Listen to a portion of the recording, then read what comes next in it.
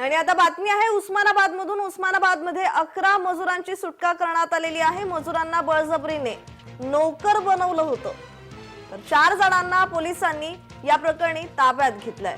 विहीर कामासाठी बळजबरीने आणून गुलाम बनवून ठेवलेल्या 11 मजुरांची ढोकी पोलिसांकडून सुटका करण्यात आली आहे। हे मजूर पळून जाऊ नये म्हणून त्यांना साखळ दंडाने बांधण्यात येत होतं।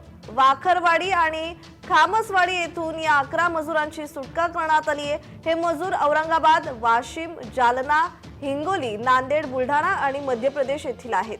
गुत्तेदार कृष्णा बाळू शिंदे, संतोष शिवाजी जाधव आणि इतर 2 जण मारहाण करून बळजबरीने विहीर काम करून घेत असल्याचं मजुरांनी सांगितलेलं आहे। या प्रकरणी ढोकी पोलिसात गुन्हा दाखल करण्यात आलाय।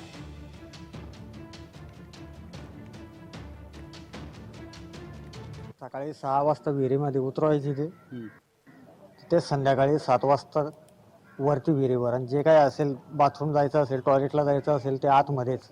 जर काम जर होत नसेल, पाणी जरी प्यायचं जर म्हटलं तर मारहाण करायची। ते रात्री जर झोपण्याच्या वेळेस साखळदंडाने बांधून ठेवायचे, रोज मारहाण करायची। आणि जे काही समजा ज्याला दारू प्यायची असते ते दारूमध्ये नशेच्या गोळ्या टाकायचे। ते आम्ही तरी 17-18 दिवस काम केलं।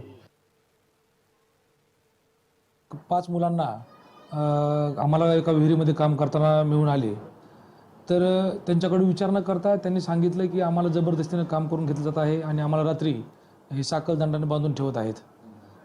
त्यानंतर आम्ही परत त्या मुलांना चौकशी करता त्यांनी सांगितले की आणखी एका ठिकाणी असे 6 मुलं आहेत, आणखी त्यांच्यासोबतही सेम कंडिशन घडली होती।